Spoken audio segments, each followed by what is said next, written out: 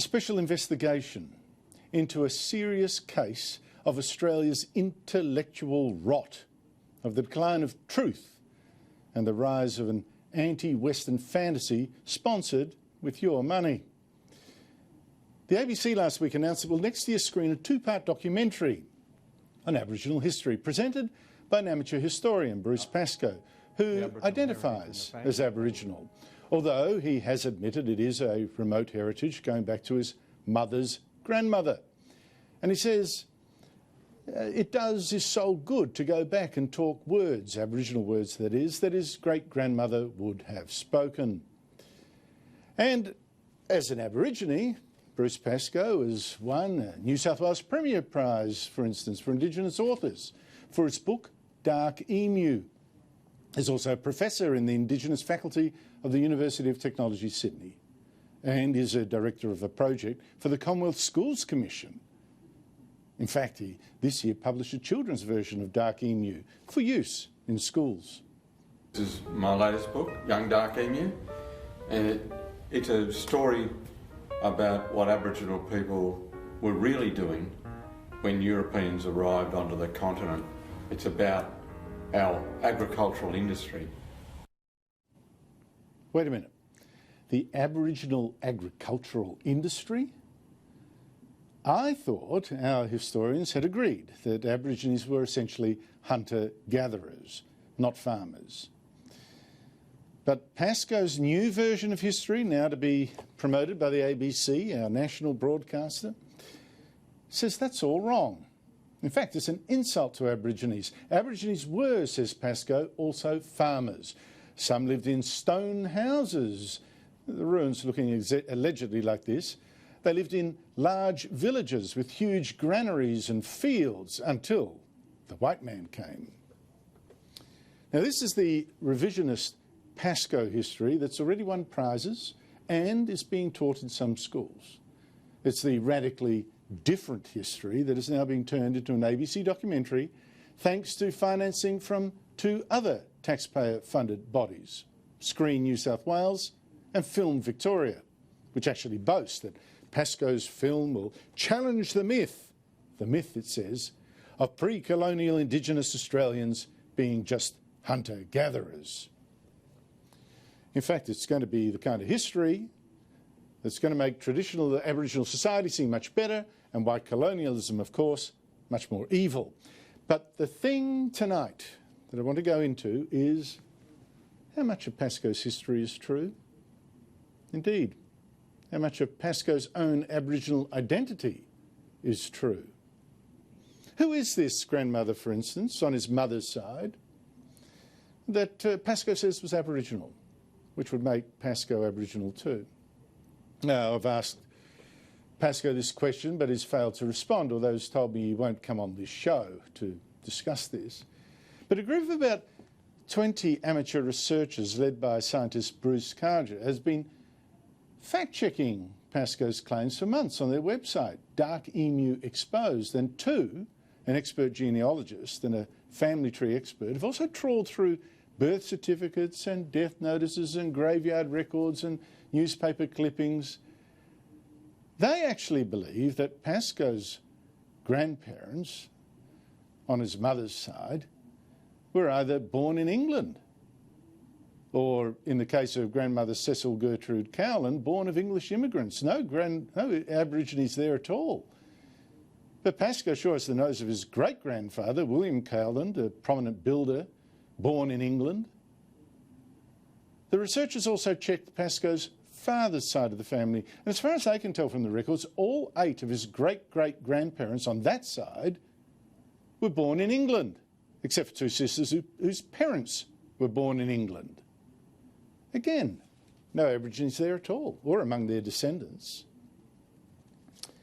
Now, of course, maybe, I don't know, the genealogist may have made some mistake. Maybe there's an illegitimate birth somewhere. But when I rang Pascoe, or asked him twice to clear up this mystery, he didn't respond. In fact, as far as I can tell, he's never named that relative who was Aboriginal. But one thing we can be sure about The Aboriginal historian Bruce Pascoe is in fact overwhelmingly, if not completely, a white man on this evidence. But what about his history? That Aborigines were not primitive hunter-gatherers, but sophisticated farmers with huge granaries until the white man came. Can we at least trust Pascoe and the evidence he claims to have found about that? Aboriginal people were farming. There's no other conclusion to draw. Colonial explorer Sir Thomas Mitchell rode through 9 miles of stooked grain. Many explorers saw great harvests of grain in the very dead heart of Australia.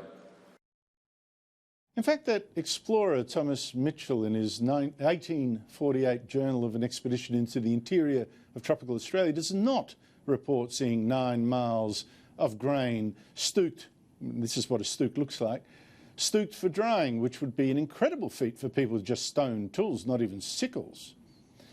Here is what Mitchell in fact says, that dry heaps of this grass that have been pulled expressly for the purpose of gathering the seed lay along our path for many miles.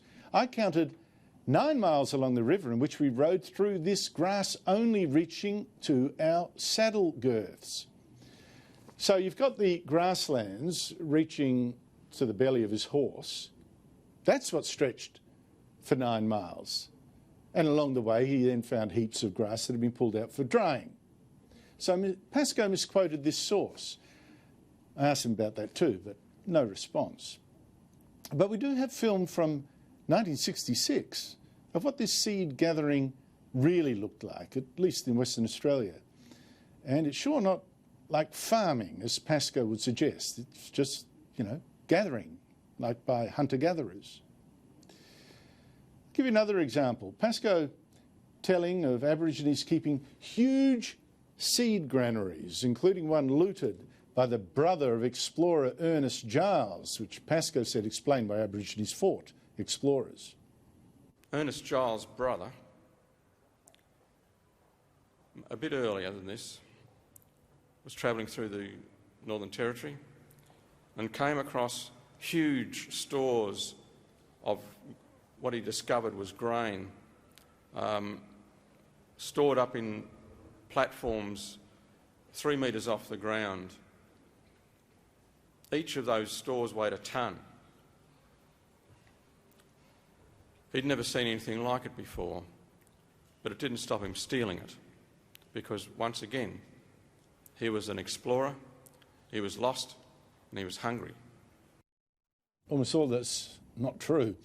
In fact, it wasn't Ernest Giles' brother at all, but another Giles completely, unrelated, who described platforms near the Finke River, probably actually just much like these, where grain was kept. And the grain on them didn't and couldn't have weighed a tonne. Now this Ernest Giles says these rude platforms he saw, or Christopher Giles, these rude platforms he saw built in a tree were about 7 to 8 feet from the ground, and on this were placed in a heap a number of bags of grain.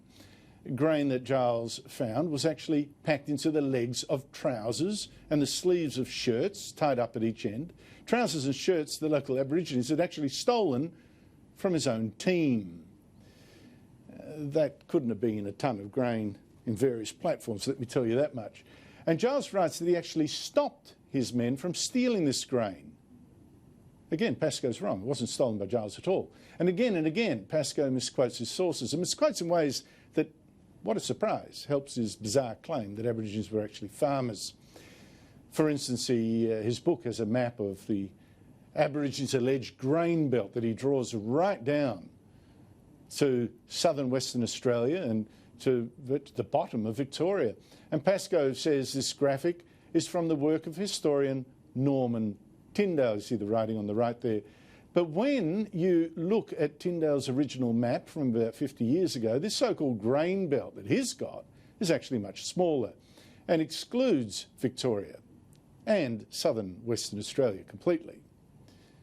So why did Pascoe change the map?